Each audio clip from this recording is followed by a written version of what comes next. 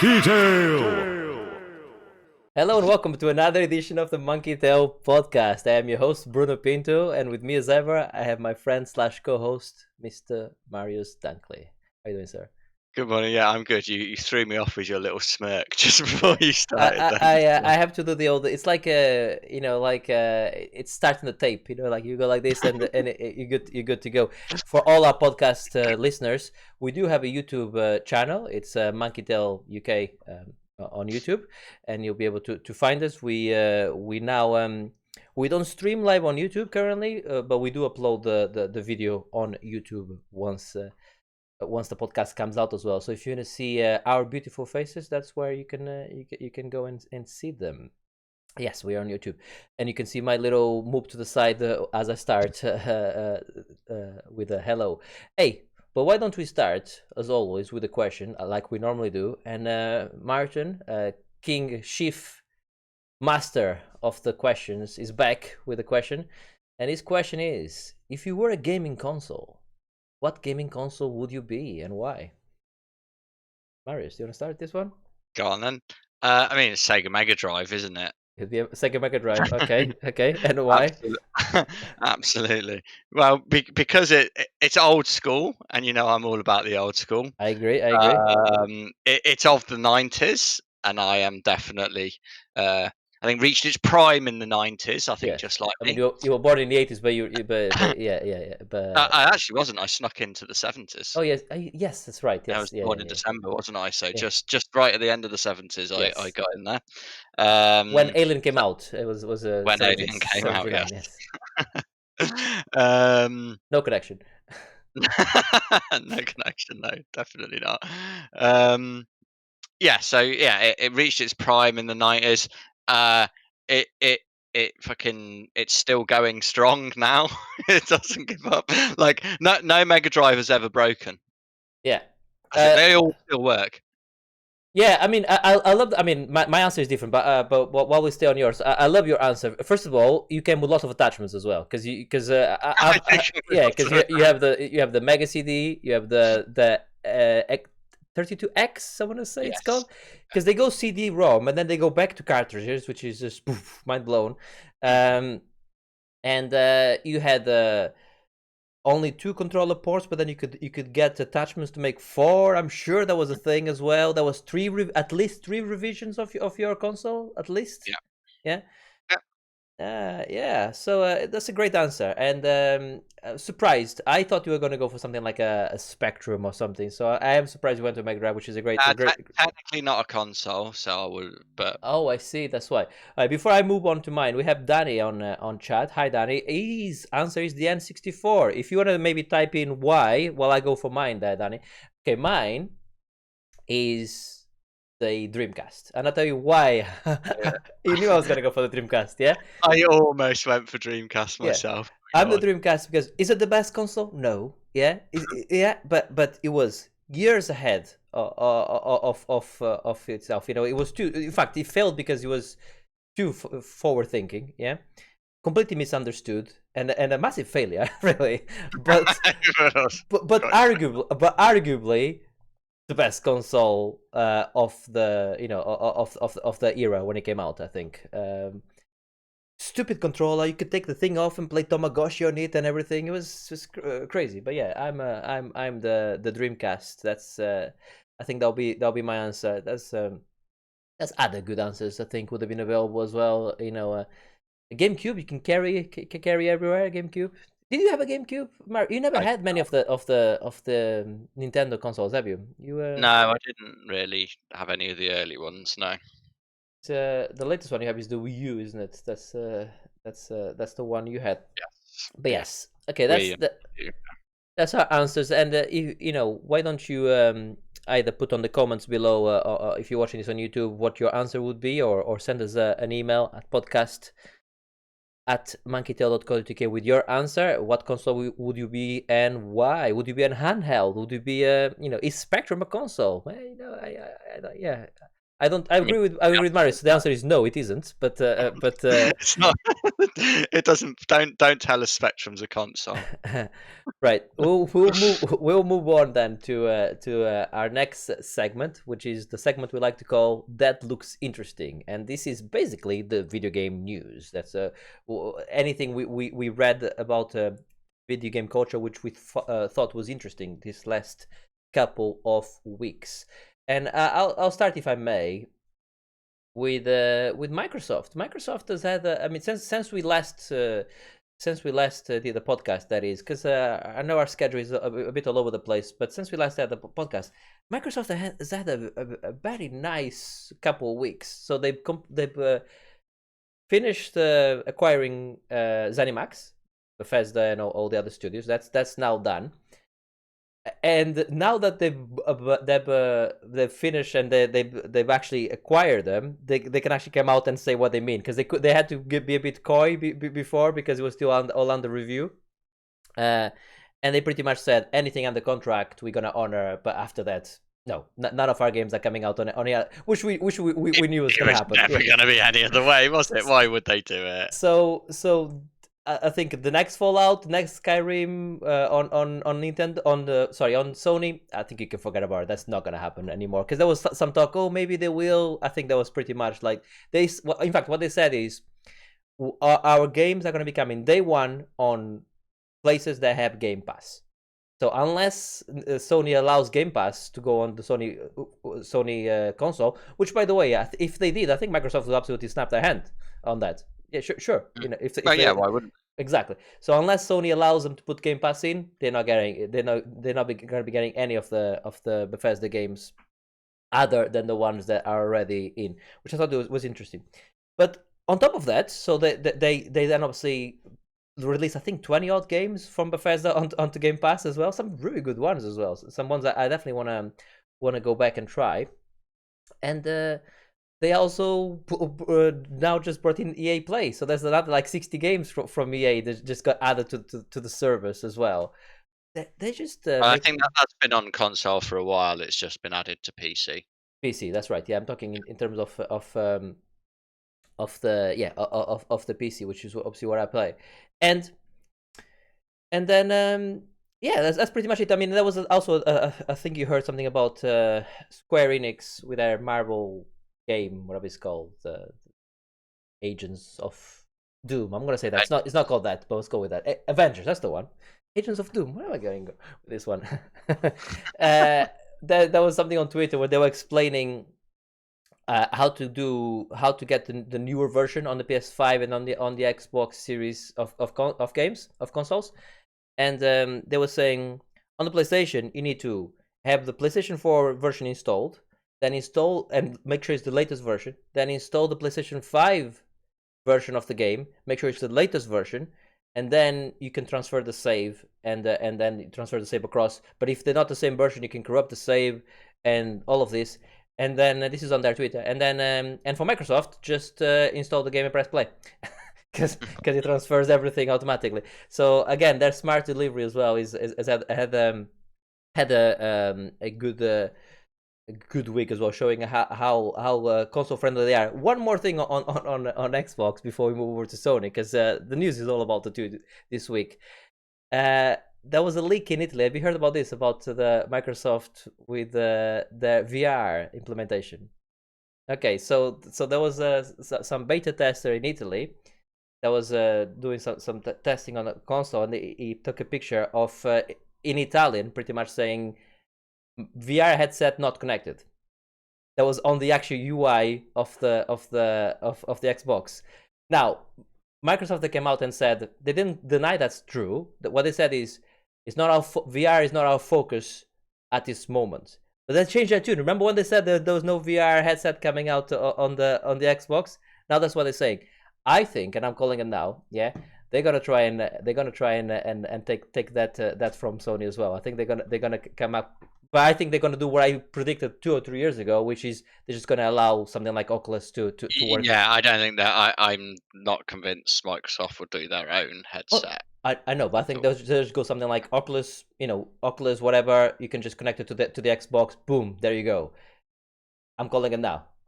And we always said about Half-Life Alex, Sony's gonna try and get an exclusive. I'm saying now, Microsoft are gonna just steal that from under them. I'm gonna put because Microsoft are just going all guns blazing at the moment. But Sony has fought back, and this is the next part of the news. You on your news, you want to talk about them buying the Evo tournament, right? Yeah, I mean, I'm not really sure what this actually means, to be honest with you. But I couldn't find. There's only one other bit of news that actually I might mention in a bit. Yeah, Sony have bought Evo. So Evo is the big fighting game tournament. I love me watching a bit of Mortal Kombat every time Evo's on. It's the only one that I really watch. I don't bother with the other ones, but there's something special about watching people that are so good at those games. It is really good. So yeah, now it's part owned by Sony. So I wonder what difference that will make to the games that are available. I mean, already, I think Smash Brothers was a game played there. And I think Nintendo have said basically, yeah, we enjoyed doing it, and we'll we had fun at all the other ones basically, and that they will assess Evo for the future, which suddenly Nintendo ain't going to be there anymore. I don't think so. No. So yeah, that was it really. Like I Yeah. said, I'm not really sure what that means. Oh, I've gone all fuzzy. You have gone off fuzzy. I think that's interesting, and obviously I think it's fair to say you're not going to see any Microsoft games there as well. I don't know if there was any. Evo is not something I normally watch anyway. No, it's not your thing, is it? No, I don't. No, well, Microsoft don't really make fighting games, do they? The closest one they've got is Killer Instinct, I think. And that's apparently not very good, I understand. No, it's not great. I played a little bit of it. It's all right, but not amazing. Not that thing. And the other thing that Sony has done, I don't think this was a direct retaliation to Microsoft, because these things take a long time to bring in. But they're releasing 20 games and some really good ones in there as well, for free. And when I say for free, I mean for free. So you don't have to have a PlayStation Plus or anything like that. You can just go ahead and download the game, which I think is great, and that's to be commended as well from Sony. There were some quite good games on the list, wasn't there? Horizon was there. Horizon, Zero Dawn. Astro I mean, Abzu, The Witness. The Witness is good, yeah. Res Infinite, Astrobot, yeah, Moss as well. That's amazing. Paper Beast, I'm going to give that a go. I've been thinking about that on VR, but I didn't want to spend the money for it. Thumper, so everyone can play the best game that's ever been made. Thumper is there as well. That's awesome. Yeah. So fair play to them by coming up with an initiative as well. One would say that at the moment, by the way, this year there's only one company winning on the console sales, and that's Nintendo. And that's because Microsoft and Sony cannot manufacture them. Everyone can buy the damn thing. Yeah, so Nintendo absolutely smashing everyone when it comes to. I think they're outselling the other two put together. That's how much they're outselling them. But so it's hard to say who would be winning at the moment in sales, because no one can sell anything, because there's obviously the shortages of microchips. But they're both doing all right, to be fair. They're both everyone's doing all right, including Nintendo as well. But Microsoft are I see this as a big chess match, and they're placing all the pieces in the right places at the moment, which is great to see. So I think, we said this before, Game Pass is such good value for money at the moment that Sony's gonna have to come up with something, and I'm waiting for it because I want to, get whatever that is, if it makes sense, but they need to come. They keep saying it makes no sense to them to do it, because they spend hundreds of millions on some of these games, and it makes no sense for them financially to put them on day one on a service.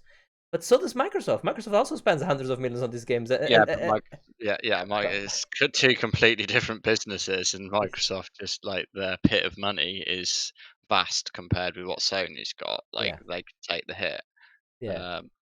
It is interesting. Like buy ZeniMax and stuff like that. Oh, and the other thing I forgot to mention, I had it on my talking points, and I forgot as well on the Microsoft, on their good week that they had, is they've they managed to secure Outriders, which is the next game from Square Enix coming out, which is like the next big multiplayer game. They managed to secure that on Game Pass on day one as well. That's probably their biggest third party, like on day one on Game Pass as well. So that's interesting as well. So because with Outriders, think about it. Yeah, if you're a person that has both consoles, or say a PlayStation and a PC, and you were going to buy Outriders on PlayStation, and now Game Pass are going like, no, we have it for free. You're no longer buying it on PlayStation. You're just going to play it on PC, right?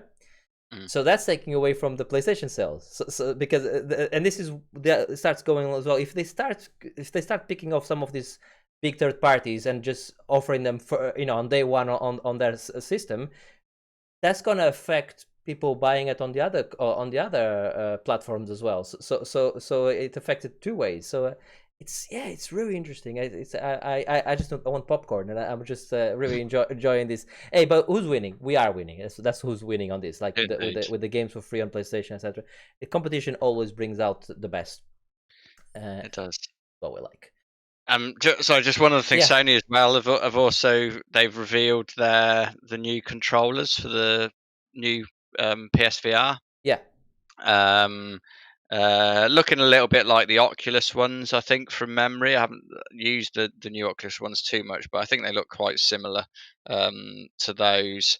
Obviously, using the haptic feedback stuff that they've used in the new DualShock, DualSense, or whatever they call it, and finger tracking as well, like the new Vive ones, which is all great stuff for VR. Does make me clench a little bit as to how much this is going to be for console VR, because even the Vive controllers, the original ones, are not cheap. Yeah, so but the Oculus ones, you can get them for like 300. I think it's 300, less than 300 pounds. You get the headset and those controllers, right? Yeah, I'm not sure. I'm not sure the price of Oculus, to be fair. And that's more or less bad. That's more or less where the PSVR is going to be trying to hit, right? But I'm talking about the inside out one, not the good one, the lower res one they do. But the controls are the same, I believe. Yeah. But yeah, that is interesting. But again, don't forget, Facebook also takes the hit. That's what Facebook does with the Oculus as well. They're able to take the hit as well of selling, probably even selling things at a loss, because they're making it elsewhere by capturing all your data of you dancing naked to Beat Saber. That's what they're doing pretty much. But yes, it is interesting. I haven't seen those controls. I'm gonna have to have a Google later on that. That sounds interesting. But yes, VR.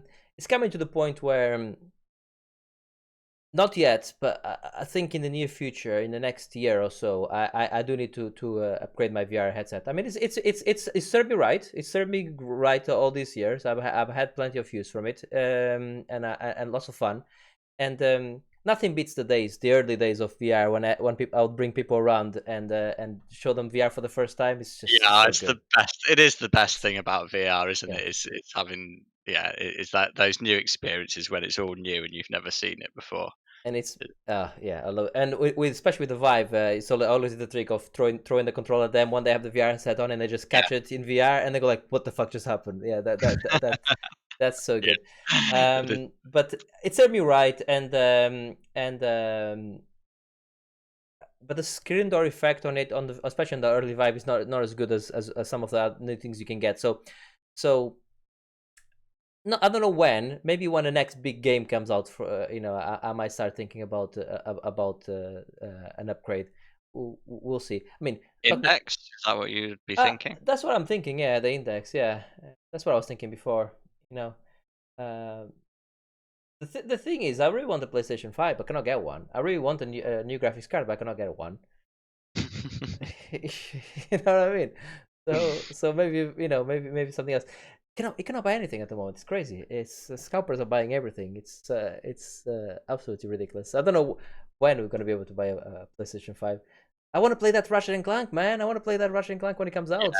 Yeah, that's what it's all about, isn't it? And I want to play that Demon Souls as well. And I know some of the new listeners maybe listening now are going like, hang on a second, Bruno was going all gaga for the Microsoft. Why is he gonna want to buy a PlayStation? I don't have a preference. I like both. I just love to see competition. That's why that's all. I like all. I have a Switch as well. I like all game consoles and all platforms really. Right, should we move on to the playlist? Sounds like a good idea. Let's go. Okay, let's move on to the playlist then. This is the part of the show where we talk about the games we've been playing. I want to start straight away with the Fights in Tight Spaces. You've been playing this. I played a bit of it as well. What do you think? Go. So the concept of this game is that it is absolutely brilliant. I think it's well, you explained it last time. It's obviously like a card game, deck building type game where you're in a scene, might be a bathroom or something like that, and you have various enemies that you have to defeat using cards. Your cards are sort of punch or kick or block, or it might be sidestep to move out the way and things like that. And then at the end of the level, it replays the sequence sort of in real time. So it's a bit of a like going for a John Wick type feel, I think, at the end of it. And I love all of that stuff. It can't save the fact that it's a card game. For me, unfortunately, and I know Bruno's not happy about this because he thinks it's brilliant. But not, being stylish and cool doesn't hide the fact it's ultimately a spreadsheet game, as I would call it, and all you're doing is moving numbers around, and that for me doesn't matter how fancy a cover you put over it. I still see the numbers, and it doesn't interest me. So I'm afraid just the fancy shine for me, Bruno, and the fact that it's about punching and kicking people in the face is not enough to rescue the spreadsheet nature of it. I, But for people that are into that, this is probably like, if I tried to like it, but I just couldn't. And I also think I would the replay for me wasn't quite sharp enough. oh no, I agree with that. I agree with Like that. It needs to be faster. Yeah. yeah, it needed to be a bit faster. Like I say, I like the idea, I like the concept, especially as like that's some of my look, it's well documented my love for martial arts movies on this podcast.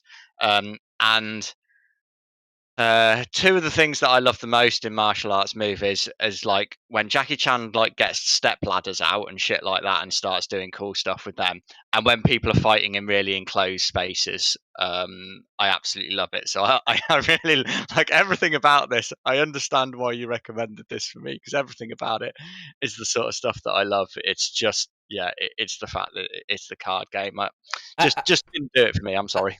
which is fine. I talked about it last week, and I have played a bunch more of it, and I'll try not to go over some of the stuff I've already talked, even though I probably have to just make some points on that. I stick to what I said. Even though it's a card game, I don't think it's a card game. You can look at it whatever you want. To me, a card game is when you're you building. You said it's a deck builder, and it is technically a deck builder.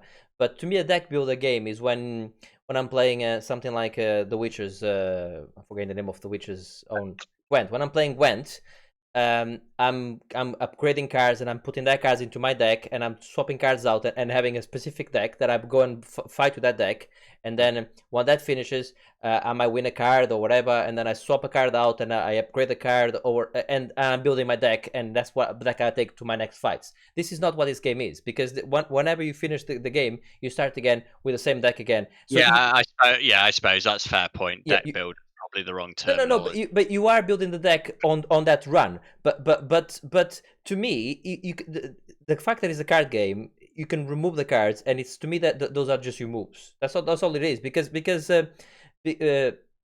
just your attacks. You have your like you said, your kick. You have your kick that pushes. You have your jump kick. So that's what they are, and then you upgrade the set attacks, defending. And the moment I stop treating it like a card game and I start treating it like that is when I start having more fun with it. Because But what I like about it is there was I've been uploading some of the videos to my YouTube, but there's a part where the game started and on this new level that I went through, and I had like 8 health only, and put in consideration that any of the enemies that were around me all did more than 8 health in their attack, and it's my move, yeah, and there were I couldn't step anyway because I had 3 enemies on. I was next to a wall and I had 1 enemy behind me, 1 enemy in front of me, and 1 to the side, and it's my move, and I didn't have enough powerful attacks to actually take one of them down and then step out, or enough turns to do it. And I'm like, shit. So I stop and I look at it and I thought about it, and I'm like, okay, I have one which is a swap card which I just had, which is one where you swap your space with an enemy. So I swap with him, push him into the other one punches him, and it started being that Jackie Chan thing, and then and then I was able to move, and then with that I was able to actually beat that and to me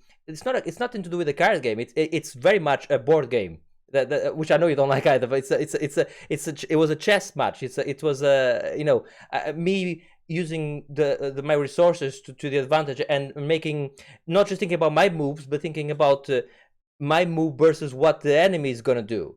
That's why I don't completely agree with the spreadsheet part of it, because no, you've exactly described it as a spreadsheet part. That's exactly what you're describing. All this is moving numbers around. It's doing maths to. yeah, and I love that. I love That's that. all. Yeah, see, I'm not interested in numbers in any Yeah. way. Yeah, for me, that's all you're doing. It's like, oh, that's an 8, so I do a 10. There you go, I win. Oh, I do a 10 that pushes in that way. Great. It's just it just. But it's not just it is that, but it is this enemy, for instance, this enemy here always attacks once you touch it, for instance, right? And but I want to stay in this particular square because it's important for me to move forward by staying here at the moment. So then I use my kick to the side that moves them to one to the right. And then he attacks the other guy that's next to me that's about to die, and he kills. So Yeah, you're just moving the number from one column of the spreadsheet to another. Okay. I'm really pleased that you love it so much, Bruno. Yeah. I'm sad that you don't like it, but in terms of the fighting moves, they're quite cool. Yeah, absolutely. Like I said, the idea. I mean, it's been on my radar for a while, since before you mentioned it last podcast. Anyway, the name. It got me at the name, to be honest. As soon as I saw that, I was like, "Oh, this sounds for me."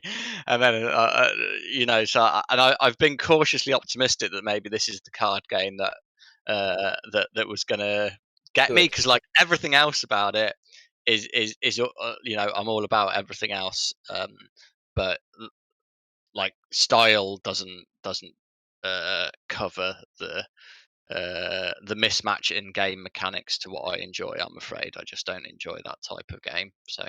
No, and that's fine. But other things I like is always you can use the environment to your advantage, which is exactly what you will do in the fight in the tight space. Anyway, you'd be trying to. That's why you see in the Jackie Chan movies, and you'd be using push him against that, and he goes over, etc. He uses all of that, which I like as well. But fine. We might as well have our martial arts movie ramble now, seeing as we're talking about it. So, oh wow, okay, this is early. Why not? I think my favourite. Have you ever seen Unleashed? Um, Jet Li movie I don't think so. with, I want to say it's Bob Hoskins in it. Really good movie. I like it. I like it a lot. I mean, yeah. The plot's a bit bonkers, but it's a good movie. And there's a great fight scene where he fights inside a toilet cubicle. Wow. And I think that is definitely my favorite fight in a tight space. It is Bob Hoskins, by the way. Yeah. Yes, I thought it. Yeah, I thought it was. Yeah, I highly recommend it. I think Oh, you it's, should it's check that out. written by Luc Besson. Luc Besson is a very interesting director and writer. He's the guy that did the Fifth Element. Yes. He directed, and Leon and everything like that. He's made some really excellent movies. Leon, particularly, is probably his best movie, I think. He's also made some really shit ones, but I tend to enjoy most of the movies that he's written, at least. So yeah, okay, I'll look into that. That sounds fun. Right, let's not rumble too much though, because we are still on the playlist. Let's move over to the game I've been playing, and that's Phasmophobia. Have you heard about it? I've heard of it. Yes. So Phasmophobia, you essentially you're a Ghostbuster essentially. Well, you're not really catching ghosts per se. You're more. I think the point is more to identify what type of ghost it is, or what type of not ghost, what type of being it is. It's you can play up to 4 players, which is how I played it. The game pretty much tells you at the beginning you should try and use the local chat on the game. Don't use Discord or any other things like that to talk to your team, because it adds to the game.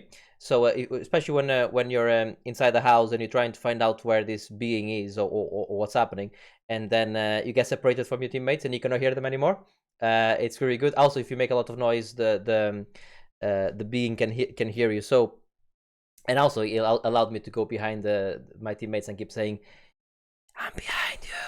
Keep going like that, and really scaring them, which was very funny. So you start the game and you go into a house, and you have to identify again, like I said, what type of being it is, and there's a few other like quests you have to do, something like maybe make the thing walk through salt or something. Yeah. So first you need to find out which room this being is.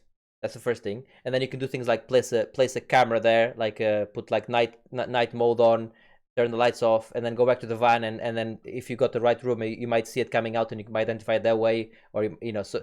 And there's other clues, you have things like thermometers where you can measure the temperature. Lots of other things like that. Try and understand what type of being it is, and the whole point is.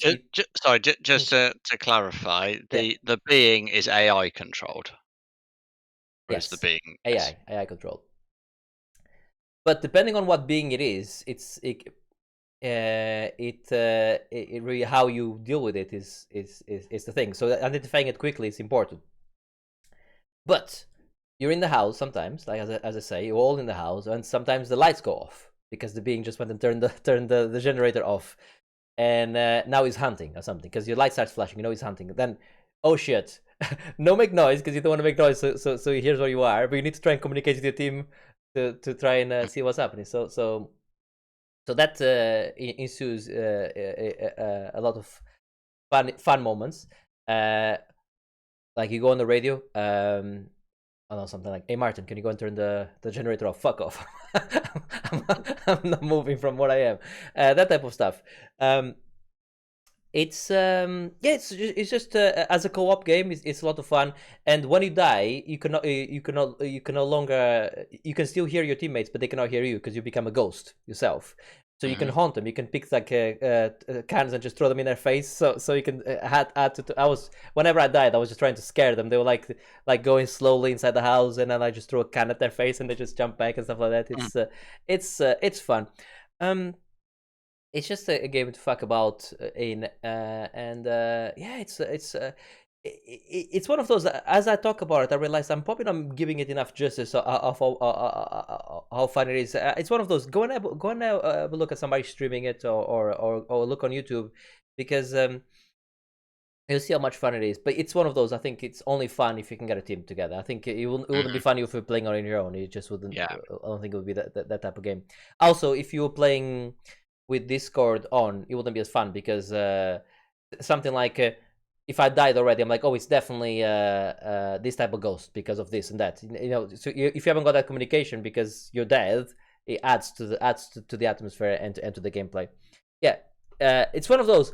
I think you would really like this game if we were doing it like a 24-hour kind of thing. I think you would love this game. Absolutely. Yeah, it does sound a lot of fun. Like you say, it's the issue for me is it being multiplayer and having to organise that. Like I play games when I get the chance to play games at the moment, and it's just like, the whole idea of having to organise things to play a game just doesn't work for me. No, I completely see where you're coming from on that. But yeah, it's great. It's highly recommended, really, especially if you can get a couple players or more. I actually How many players? How many? 4. It's 4. I actually cheated a bit because I was streaming, By cheated. Well, you tell me if I cheated or not. Yeah. This person came on and said she had 700 hours played on the game. And we were messing up. We didn't know what we were doing at all. Everything I was doing wrong. People putting cameras upside down and not turning them on when they leave them there. Because it's the first time we played it. So she offered to jump on Discord, but to keep it 100%, I jumped on the separate chat on Discord. So I had her giving me tips on the game, but they couldn't hear her, but they could still hear me. But that created a lot of things. I was talking to her, and I thought I was talking to them, it was added to the stream, I think. But it was actually invaluable. Some of the because I didn't know that you had a notebook and you had to write the clues there. And I didn't know anything. So it was good. There's no tutorial, so no hand holding or anything like that. Or if there is, I didn't see the tutorial anyway.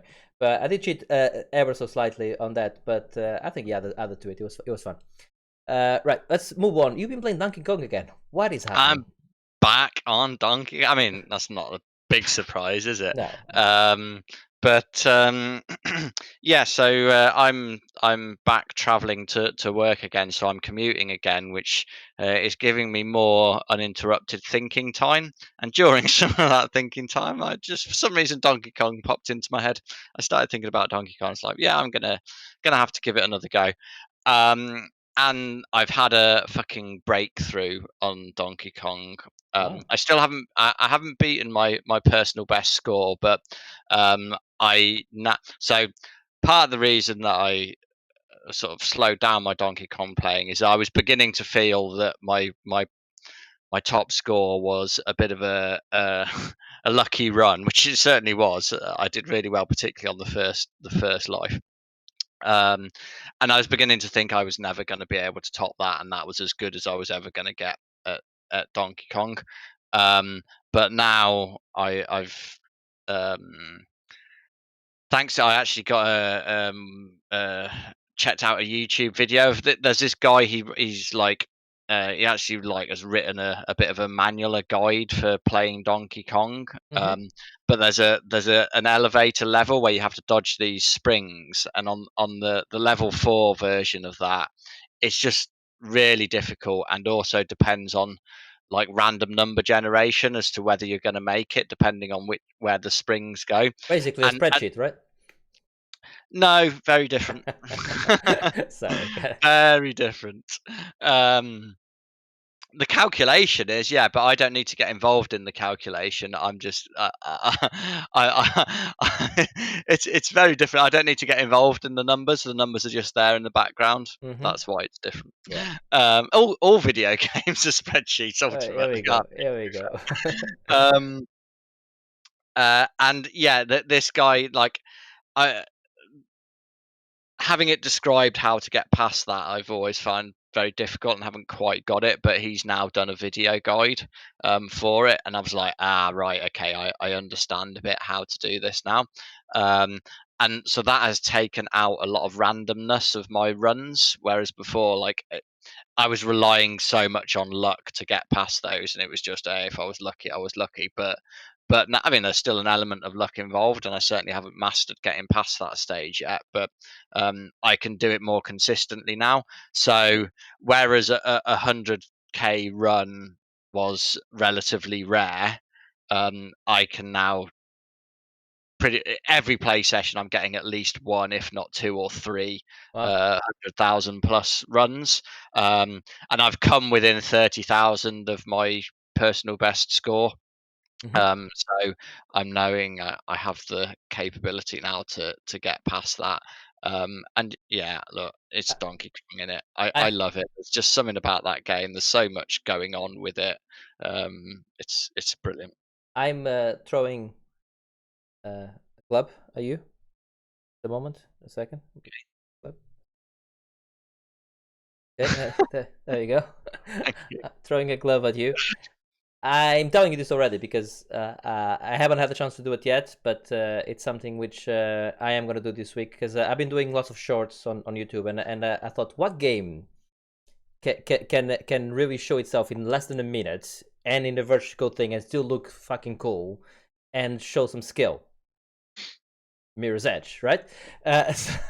So I am going back to Mirror's Edge. So Wow. I'm just telling you now. I'm doing it. So once I pass your score, don't cry, okay? Just giving you a heads up. So I'm going back to Mirror's Edge myself.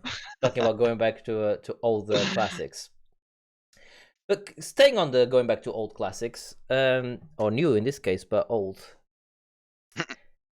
I started playing PES again, and don't worry, I'm not gonna bore you too much. I know, no, it's not your thing. And PES eFootball PES 2021 is what it's called. Is a That's its name, Yeah. eFootball. Yeah. Wow. a Japanese company. That's why they don't know what they're doing when it comes to Yeah, names. Yeah. My, I think it's always in Japan. It was always been called Winning 11. That's what the yeah, game I was was going to called. say, yeah. So they're a bit crazy when it comes to the names. Essentially, PES 2021 for all the purists out there. Mhm. As you know, I used to be really good at this, and I don't say that I'm about any games, but I used to be really good at this. I am not very good at this any longer. I am getting better now that I'm getting a few games in, and I'm but it's still wildly, I'm still. Sometimes I'll play somebody which is the same level as me, and I'll smack them like 5-6-0, like without them giving them a chance. And sometimes I play somebody at the same level as me, and they smack me 5 or 6-0. So obviously, there's still a lot of. I'm not back to where I used to be, but I'm having lots of fun with it. But what I want to talk about it quickly with you is I don't know what it is about football games. I don't know if you know why they really suck at netcode. Because is it the same when you're playing online, say like a beat 'em up or something? Because a football game is a game where it's sometimes it's like millisecond. You get the ball and you need to pass it, like the quick movements, and the pass and go. And then whenever you're playing against somebody which has even a slightly bad internet, it just the experience is not great online. So and this is the same for FIFA. So is it just a thing that football is such a hard game to emulate online, or is it something like that when it comes to beat 'em ups as well? Is it? I don't know is the honest answer. I mean, I would think beat 'em ups. It's probably even more important, to be honest, I because agree. That's what I'm saying. Yeah. like beat 'em ups people like who are good, like counting frames and I stuff know it's like that. ridiculous, Like isn't it? Yeah. it like I mean I am not. Let's be clear about that. But like yeah, but when you're at that level that you're looking at counting individual frames and things, like it really does make a big difference. Any lag is completely unacceptable. Yeah. And look, it obviously happens online, doesn't it? But I think mostly like things like Mortal Kombat seem to do a pretty good job of it, Yeah. and I don't really understand how. I don't know. I don't know why I mean, why football games struggle so much. physics. I bet the answer is physics Yeah, you're probably not because wrong. because yeah, I guess um, a fighting game on a 2D plane is a bit more controlled, isn't it? When Yeah. you've got ball physics and gravity to calculate, and it can bounce off things and do close to random um, things happening. Maybe that's more difficult. That would be my guess, coming from the point of view of someone that understands nothing about these sort of You things. might be right. I won't bore our listeners with PES talk too much. I'll touch back. I'll keep playing it for now. I'll Is touch it a back. good version of Pez though, netcode Best aside? best version. Netcode is the best I played on PES game. Anyway, I'm just saying it's still not what I think modern games should be. But it's the best PES I played in terms of everything. Yeah, it's lots of fun. It's fun to play with people as well that play FIFA, and they used to play in FIFA, and like for instance, Dennis that did the podcast with us a while ago, and how they don't get on with PES so much. Like, oh, and it's very much the same thing of people that play realistic racing games like your Gran Turismos and your Forces, but they used to playing, the Forza Horizons where they can just take a corner at high speed. Oh, I don't get it. the AI is not doing what I wanted to do. I know that's because you have to keep swapping all the players and moving all the players into place because it doesn't handhold as much. And oh, the shot just went out of the stadium. I know, yeah, that's because you have to aim where you want the shot to go and do the you know, it's a lot more it's a more much better simulation of the game than an arcade version that some other games like FIFA do. So. But I like that. I'm here for that. I'm here for the for that more than anything. But yeah, I'm going up the rank. I'm going up the rank. I went from you start on Division 12. After my first thing, I went straight to Division 5, and now I'm obviously see if I can get to Division 1. I don't think I'm ever gonna get to top 100 again in the world. I don't think that's gonna happen. I'll be happy if I get to the point where I'm winning most games, which I'm not at the moment. I think I'm actually losing more than I'm winning at the moment, which is but it's when I was that good at PES. This is back in 2006, I think. I used to play that game hours a day. Again with people like my cousin. Locally that was as good as me, and that back and forward, that training, helped, and then you go online and you just smash anyone. But now some of the things are still there, but not. I'm just not, and I don't know if I have if I want to put the time to be good again, but I would like to put the time to be decent, because I do enjoy playing it anyway. So yeah, it's a fun game. And what they've done is, to be fair to Konami on this one, eFootball PES 2021 is essentially, my understanding is, this is exactly the same game as eFootball PES 2020, but with the roster change. Absolutely, they made no changes whatsoever into anything. No new features, nothing. But they said no. But to be fair to them, they said, listen. Because of COVID, we wasn't able to release a new version. We updated the roster, 15 quid for the game. What do you guys think? Mm-hmm. Which is fair enough. Right. They didn't try to go like give us full price for it. It's like, it's the same game as last year, just with new stuff. 15 quid, or I think whatever it was. I'm like, yeah, okay, that sounds so fair play to them. I think there's an argument that they should just do that with football games for a few years anyway. I agree. They don't really need updating every year, do they? I think most people would be happy with that. I think. Yeah, absolutely. I would. In fact, I would be happy with paying your 40-50 pounds for the game, and then paying a 10-15 pound every year upgrade for the new roster. And if you have a couple of new features, just throw them in there. But I'll be quite happy just paying a yearly fee essentially for it. But yeah, more than happy to do that. But yeah. That's PES 2021. We have one more game to play. Now, Doom. Whenever I see Doom I always think, is this in fact, before you answer this, yeah, it says Doom there. I don't think it's the original Doom you've been playing. I think this is a 2016 game. Am I right? This is Doom 1993. I should have gone with the original. I knew when you put Doom there, he was trying to throw me, and he did. He managed to do it. Yeah, I tried to double bluff you, but you got me there. Is it still a good game? It's fucking great.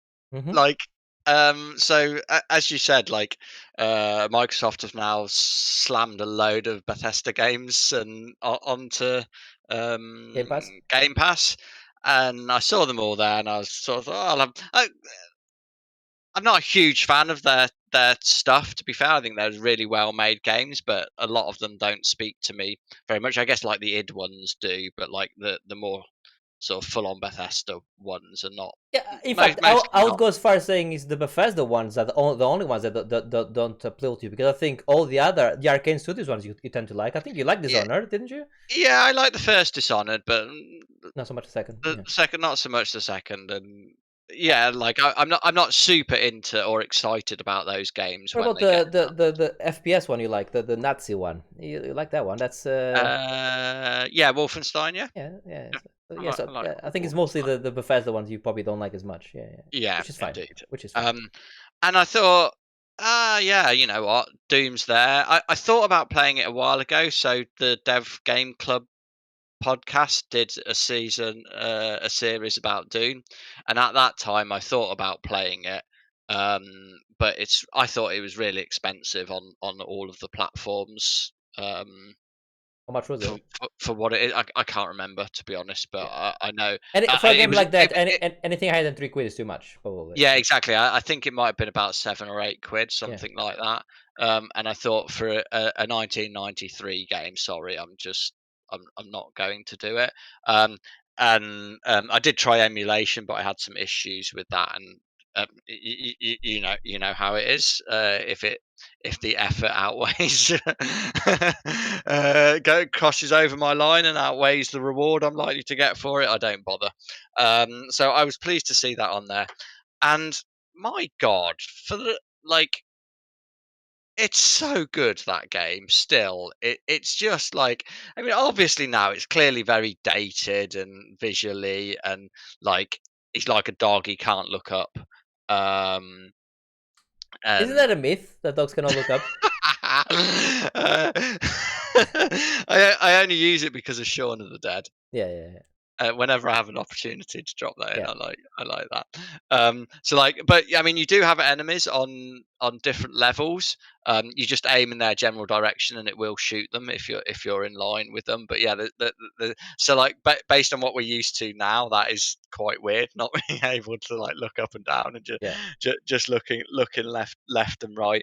But like, the shooting is still super strong. The weapons are brilliant. The enemy design is great. I mean, it's so fast still. It's a quick paced game. I think the atmosphere, it like with the really tiny amount of resources that they had available to do this stuff with, I think it creates a brilliant atmosphere. I think like the lighting is done really well, which again is basically on or off, but or different colors. But even with that limited resource, it's still really good, really effective at creating atmosphere. And like, when you're in a dark area and you just walk around a corner and all of a sudden there's an enemy in your face, it's still it sort of adds a bit of an element of a sort of horror type elements to it. um I The soundtrack is really good.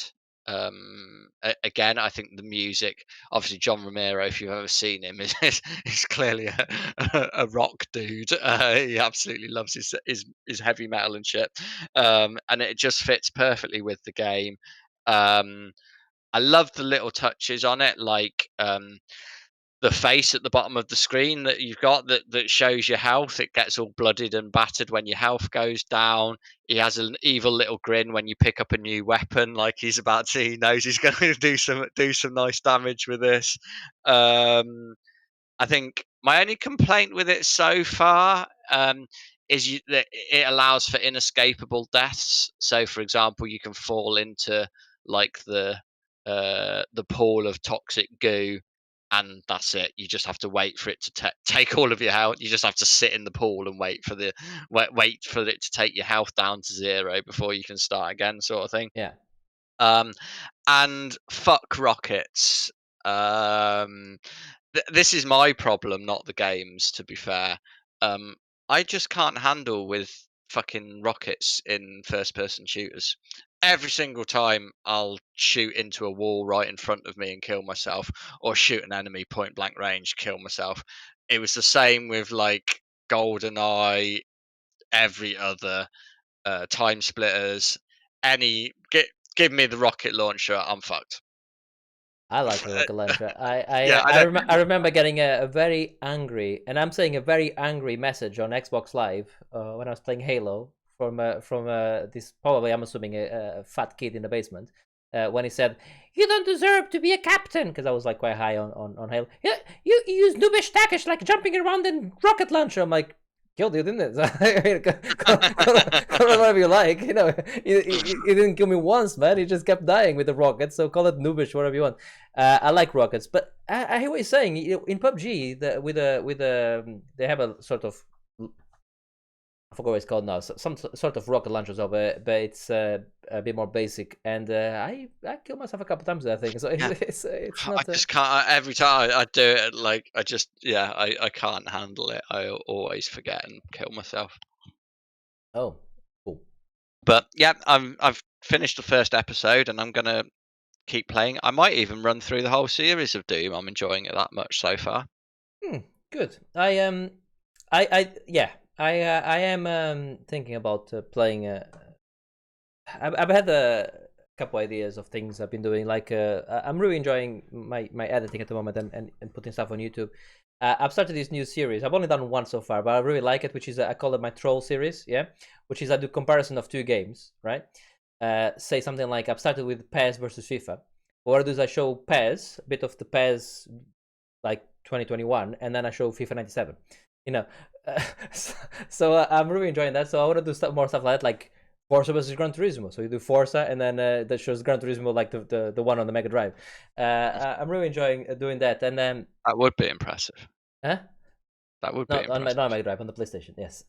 Maybe if there was a what was the Mega Drive racing game? Ayrton Senna was one. I'm sure it was a And Virtua Racing. Virtual Racing. Oh, Virtual Racing, that was a game. But on the PlayStation, that was some fun ones. Remember Daytona? That was. Yeah, I never really liked Daytona. It's just going around. You must have liked Demolition Racer. Yeah, Demolition Derby. That's the one. Yeah. That's the one. Yeah, That was brilliant. It was all about Ridge Racer for me.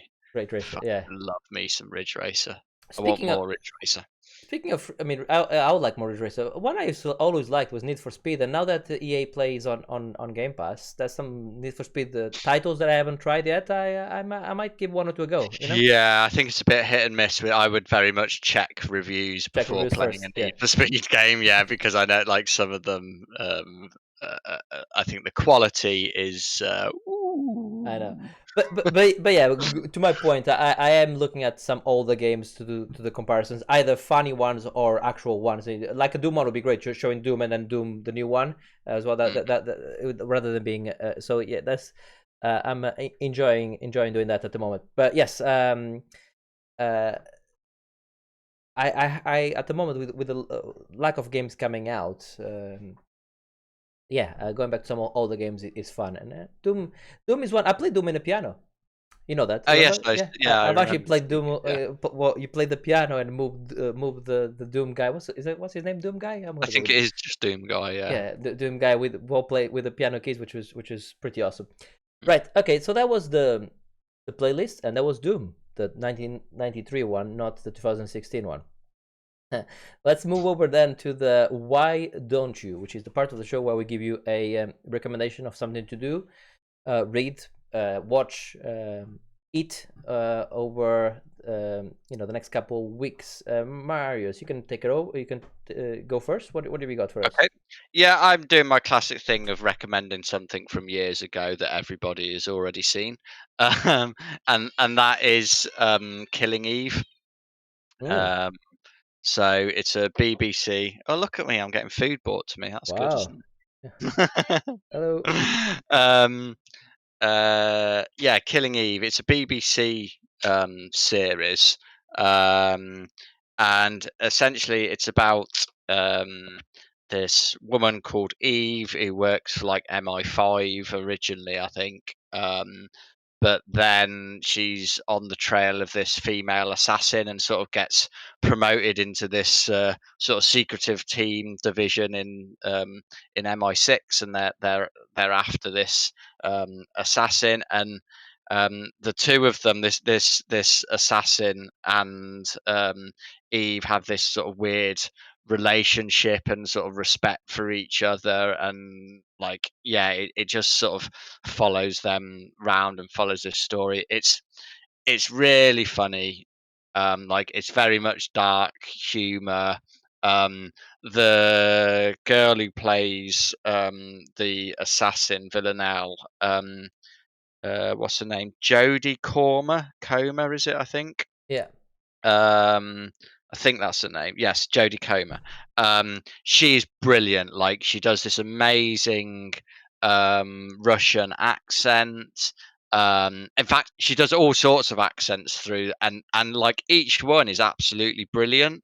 Um, and actually, she's actually like a full on Scouse. So like, she and you can't tell at all. She does such a brilliant job. And there's just some of these little throwaway lines in it that are really funny. She also does great facial expressions. She does brilliant facial expressions. Oh, okay. Like when she's surprised and like she just looks at people like, "Huh? What?" And just the way that she does it is really good. There's some like quite sudden and violence going on there out of nowhere. Yeah, I really enjoyed it a lot. Like some of the things in there, like there's this sort of, the middle age woman that's running this team in MI6. Like as she's showing Eve into the building in like this little alleyway in London, she's just like saw a rat there drinking from a can of Coke once. Remarkable. And it's just these little throwaway things like that. And there's this one dude who people keep like he keeps going into his house or other people's houses, and there's always someone like sat in the dark waiting for him, and he's like they always make him jump, and he's like, fuck's sake, will people stop just hiding in the dark when I come in the house? It's just like I can't recommend this enough. It's a really, really strong TV series. I think it's really good. I've never heard of this. It's been on my radar for a while, but I didn't know it was so funny, and I should have, because yeah. By the way, I'm definitely gonna watch this. This sounds right up my street. But I'm now gonna recommend something back to you, which is connected to this, because the creator of that show you're just killing it, you're talking about, is Phoebe Walker-Bridge. Have you heard about her? I've heard the name, but yeah, she does a series called Fleabag. You heard about? Oh yeah, I've heard of it. Fleabag is hilarious. It's proper dark, funny comedy. You would really like that. And it doesn't surprise me that you find it so funny, because it's written by her, and everything she writes, she has that really good. But she's also a great actress, in her own right, and she's great in Fleabag. So yeah, that's my recommendation.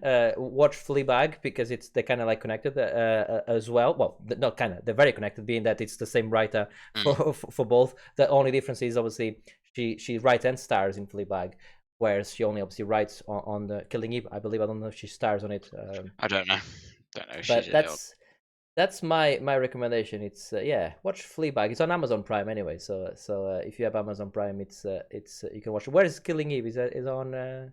It's BBC, so it's on iPlayer. Whether it's available in other places, I don't know. You'd have to look. Well, it'll be available anywhere you want to find it on the internet, won't it? If you look hard enough, you can find you'll be able to find it.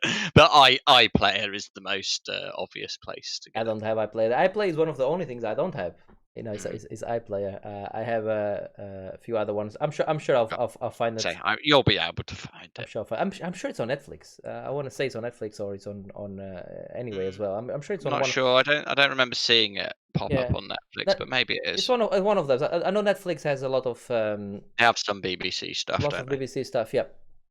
Okay, cool. That's two recommendations there. I did have another one, and in true Bruno fashion, I am I'm gonna throw another one in there, and that's an audiobook I've been listening. I'm very close to the end. I know I do this thing about when I recommend before they end, but some of them are so good, they're not gonna mess up the ending. So providing it doesn't mess up the ending. The Calculating Stars is my my other recommendation, which is a book by Mary Robinette Kowal. Let's go with that. Yeah, I probably messed that name up. I'm sure you have. Somewhere. She's written this, and she's also narrated it, which is always rings alarm bells to me, because you're a professional, but she's actually really good, to be fair, at narrating as well. She can do the voices. I don't know about her Scottish accent. Maybe she needs a bit of work on that. But she's really good. But what is it? It's one of those. It's a science fiction book. But a science fiction book from the set in the 50s. And it is a space race book, but it's an alternative history book. So it's where a meteorite has struck the Pacific. Sorry, not the Pacific, the Atlantic, and it's changed. Well, it caused a lot of damage, tsunamis and earthquakes, all of that. But it's also changed the climate. So there's a global warming now happening because of the temperature raise. Whatever, it's all explained in that in there. But so it becomes a bit of one of those space race, trying to get people, because on the 50s no one has had been to space yet, so it becomes a space race and trying to create a base on the moon and all that. It's a set of 3 books, and this is the first one of the 3. But what I like about it is, first of all, she doesn't shy away from talking about the discrimination that was against women at the time, in terms of that they're only good for housekeeping and other things, not so, they couldn't be pilots or because it touches on that, and also touches very much on race, because obviously this is set in America, and the race was, well, it still is a problem today, but it was even more of a problem obviously in the 50s. So she doesn't shy away from touching on those points, but it's just a brilliantly written book, and it's excellent. Yeah, The Calculating Stars. You will really like this. Yeah. That's my other one. That's it. You want to sneak another one in, or are you okay? No. I'm good. I'm good for this week. You're gonna follow Portugal. I like it. Right. So before we go, we have a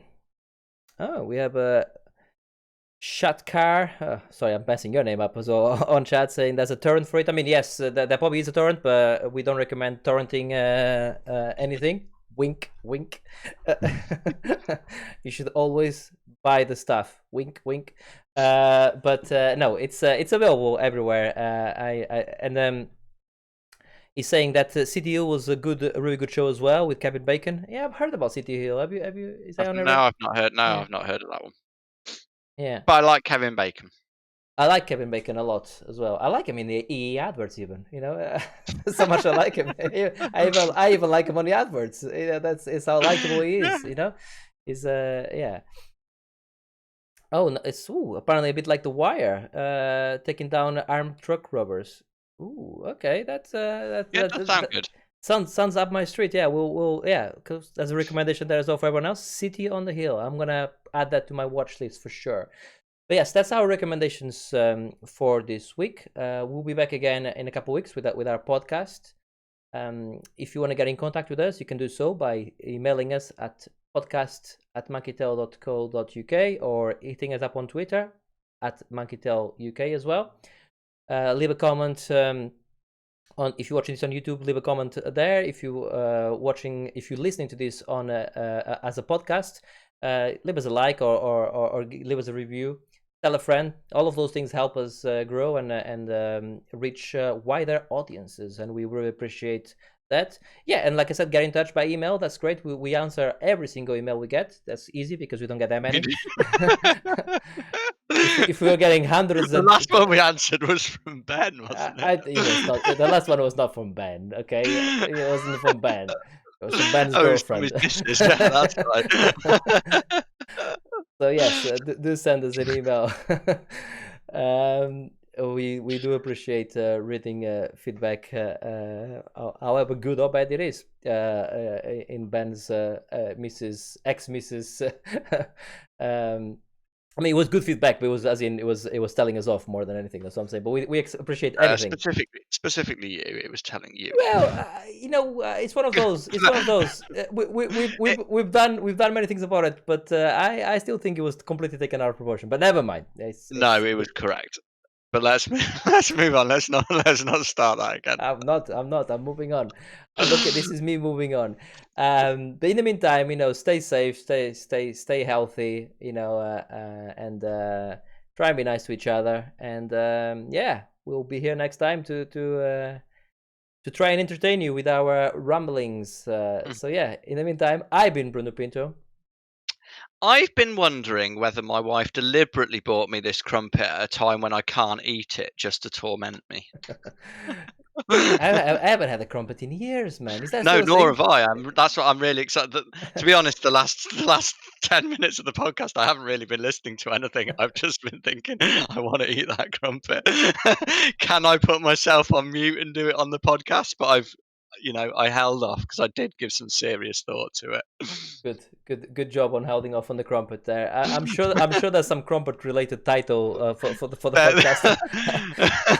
I have to listen back to it. I've been thinking about my crumpet. Yeah, something along those lines. Yes, I'll have to have a look at it. But yeah, I'm anyway, sure. let's end the podcast. Catch you guys next in a couple weeks. Bye. Bye bye.